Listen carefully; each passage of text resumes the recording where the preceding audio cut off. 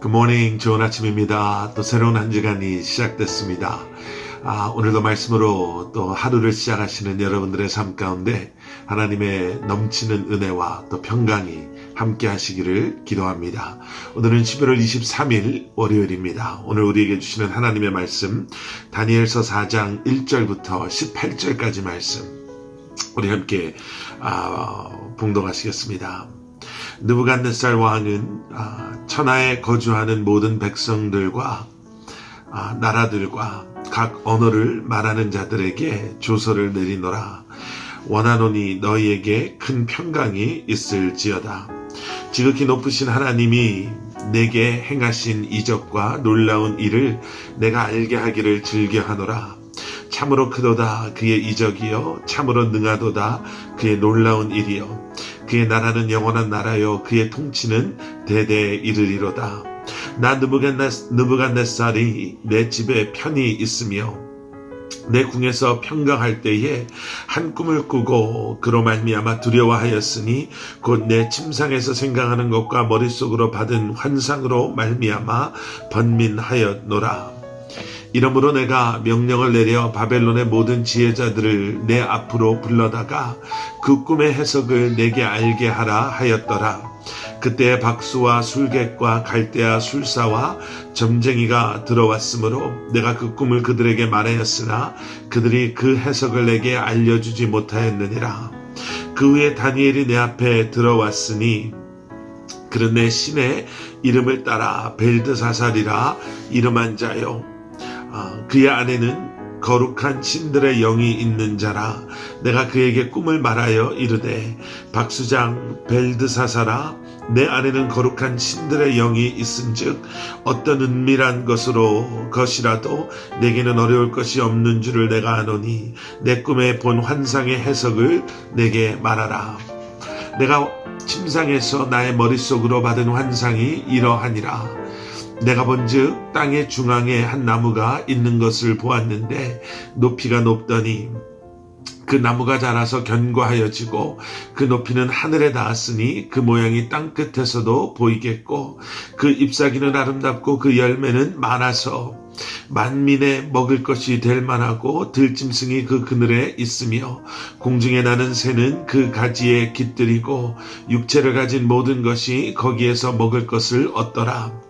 내가 침상에서 머릿속으로 받은 환상 가운데에 또 본즉 한 순찰자 한 거룩한 자가 하늘에서 내려왔는데 그가 소리질러 이처럼 이르기를 그 나무를 베고 그 가지를 자르고 그 잎사귀를 떨고 그 열매를 해치고 짐승들을 그 아래에서 떠나게 하고 새들을 그 가지에서 쫓아내라. 그러나 그 뿌리의 그루터기를 땅에 남겨두고 쇠와 놋줄로 그 동이고 그것을 들풀 가운데에 두어라. 그것이 하늘 이슬에 젖고 땅의 풀 가운데에서 짐승과 더불어 제 몫을 얻으리라. 또 그 마음은 변하여 사람의 마음 같지 아니하고 짐승의 마음을 받아 7대를 지내니라. 이는 순찰자들의 명령대로요 거룩한 자들의 말대로이니 지극히 높으신 이가 사람의 나라를 다스리시며 자기의 뜻대로 그것을 누구에게든지 주시며 또 지극히 천한 자를 그 위에 세우시는 줄을 사람들이 알게 하려 함이라 하였느니라. 나 느부갓네살 왕이 이 꿈을 꾸었나니 너 벨드사살아 그 해석을 밝히 말하라. 내 나라 모든 지혜자가 능히 내게 그 해석을 알게 하지 못하였으나 오직 너는 능히 하리니 이는 거룩한 신들의 영이 내 안에 있음이라. 아멘. 아멘. 오늘 본문 말씀이 좀 깁니다. 뒷부분에 나오는 느부갓네살 왕의 이 꿈에 대한 말씀은 우리 내일 우리가 해석과 함께 보도록 하고요. 오늘 앞부분에 나와 있는 말씀을 저희가 좀 한번 묵상해 보겠습니다. 교만하고 악했던 느부갓네살 왕이요. 오늘 읽으신 1절, 2절, 3절 말씀을 보면 이제는 하나님의 위대하심을 선포하는 그러한 모습을 우리가 보게 됩니다. 1절 말씀 느부갓네살 왕은 천하에 거주하는 모든 백성들과 나라들과 각 언어를 말하는 자들에게 조서를 내리노라. 왕이 모든 사람들에게 조서를 내리지요. 그리고 그 조서의 내용은 2절 3절에 나와 있는 하나님의 높으심, 하나님께서 행하신 이적과 놀라운 일들에 대한 고백과 그리고 간증이라고 할 수 있을까요? 간증. 그리고 그분의 하나님의 크심, 하나님의 능력, 하나님의 그 놀라운 일들을 행하심에 대한 그 하나님 나라의 영원하심에 대한 그러한 고백을 하고 있습니다. 느부갓네살 왕이 변한 걸까요? 이전에도 느부갓네살 왕이 이런 모습을 보인 적이 있었죠. 이렇게 온 나라, 온 백성들에게 조서를 내리는 정도의 스케일은 아니었지만 그의 꿈을 알아맞히고 해석한 다니엘 앞에서 이와 비슷한 고백을 한 것을 우리가 기억합니다. 아마 느부갓네살 왕의 이러한 고백은 그저 고백에 그치지 않은 것으로 우리는 이해할 수 있습니다. 오늘 보신 말씀 뒷부분에 보면 여전히 변하지 않은 그의 삶의 모습을 통해서 우리는 그렇다라고 예측해 볼 수가 있습니다. 7절에 또 다른 꿈을 꿨을 때 그가 예전의 모습과 다름없이 세상에 지혜 있다라고 하는 사람들을 찾고 또 박수와 술객과 갈대의 술사 점쟁이들에게 도움을 청하는 그의 모습을 보면서 변하지 않은 그의 삶을 보게 되죠. 다니엘을 향해서 내 안에는 거룩한 신들의 영이 있다라고 이야기하는 것을 보면서 그 당시 그 지역 그 문화 속에 있었던 많은 신들을 섬겼던 여러 신들을 섬겼던 그들의 삶 가운데 아마 느부갓네살 왕은 하나님을 그런 신들 중에 한 신으로 어쩌면 좀 더 용하다, 좀 더 그들보다 능력이 있는 신 정도로 생각했다라는 것을 우리는 아마 들여다볼 수 있습니다. 여기서 중요한 것이 있죠. 여러분, 우리의 고백은 우리의 삶과 일치해야 합니다. 고백 따로 삶 따로는 진정한 믿음의 사람의 모습이라고 할 수 없습니다.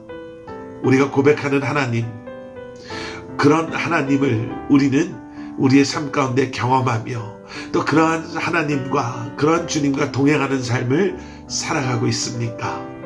여러분, 다시 한번 우리도 우리의 삶을 한번 돌아볼 필요가 있습니다. 그리고 나서 두 번째 꿈 이야기가 나오지요. 4절 이하에 이제 두 번째 꿈을 꾼 느부갓네살 왕이 또 그를 번민하게 했던 그 꿈 때문에 괴로워하며 도움될 사람들을 찾고 있는 모습을 보게 됩니다. 4절 말씀, 나 느부갓네살이 내 집에 편히 있으며 내 궁에서 평강할 때에, 집에서 편안하고 궁에서 평강하다라는 것은 어쩌면 개인적인 삶이나 왕으로서의 삶 가운데 염려나 걱정이나 어려움이 없었음을 설명해 주는 표현일 것입니다. 바벨론이 그러한 때를 지나가고 있었습니다. 군사적으로나 경제적으로나 여러 면에서 느부갓네살 왕은 염려가 없는 삶을 살았다라고 스스로 자부할 수 있는 그러한 시대, 그러한 때였습니다. 그런데 그러한 때에 그가 꿈을 꾸지요. 그리고 5절 뒷부분을 보면 그 꿈으로 말미암아 다시 한번 그가 번민하였다라고 말씀은 기록하고 있습니다. 여러분 보세요. 꿈 하나 때문에 가정적으로 개인적으로나 또 나라의 왕으로서, 나라가 군사적으로, 또 나라가 물질적으로 모든 면에서 평안하다라고 자부할 수 있었던 최고 통치자, 온 땅의 권력을 소유하고 있었던 그 사람의 삶이 순식간에 해몽할 수 없는 꿈 하나 때문에 또다시 번민하게 되는 거죠. 여러분, 그것이 우리의 연약함입니다. 한순간에는 편안하다, 모든 것이 다 완벽하다라고 하지만 어느 순간에 작은 일 하나 때문에 우리가 이렇게 번민하게 되는 것, 건강에 조그만한 그러한 적신호 때문에, 자녀들이 힘들어하고 부모님과의 생겨나는 갈등 때문에, 우리가 염려하는 문제 하나 때문에 우리는 이렇게 변할 수밖에 없는 거지요. 느부갓네살 왕이 이미 한 번의 꿈을 통해서 이 모든 경험을 하고 또 이 꿈의 해몽이 해석이 어디서부터 왔음을 알면서도 불구하고 그는 변하지 않는 모습으로 똑같이 옛 모습을 되풀이합니다. 세상을 의지하려고 하고 세상에 지혜롭다라는 하는 사람들을 찾아 나서죠. 왜 다니엘을 찾아 나서지 않았을까? 왜 다니엘을 찾아 나서지 않았을까? 저 생각은 이렇습니다. 아마 다니엘이 어떤 대답을 줄 거라는 것을 아마 느부갓네살 왕은 어렴풋이 알았을 것 같습니다. 그리고 다니엘을 통해 그에게 그 꿈의 해석을 해주실 하나님은 느부갓네살 왕 그가 원하는 해석이 아닌 어쩌면 그가 정말 원하지 않는 그 해석이 다니엘을 통해서 하나님으로부터 오게 될 것이라는 것을 알았던 느부갓네살은 다니엘을 찾지 않습니다. 여러분, 가장 빠른 길은요, 하나님의 길입니다. 우리가 원하지 않더라도 분명한 길, 그리고 가장 확실한 길, 가장 빠른 길은 하나님 앞에 나아가는 것입니다. 여러분들을 번민하게 하는 문제가 있습니까? 고민하게 하는 문제가 있습니까? 우리로 하여금 우리를 힘들게 하는 문제들이 있습니까? 세상의 방법을 찾지 마십시오. 예, 분명히 우리가 원하지 않는 대답일 것입니다.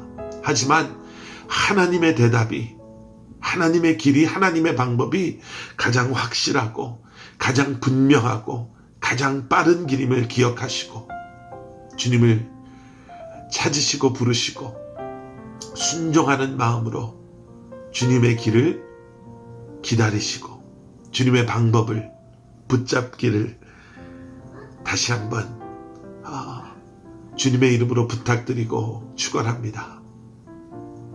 우리의 삶 가운데 다시 한번 우리의 고백과 삶이 일치되는 모습, 우리가 얼마나 연약한 존재인가를, 그래서 다른 방법이 아닌 주님의 방법을, 그리고 주님의 길을, 주님의 인도하심을 사모하시며 나아가시는 저와 여러분들 되시기를 주님의 이름으로 간절히 축원합니다.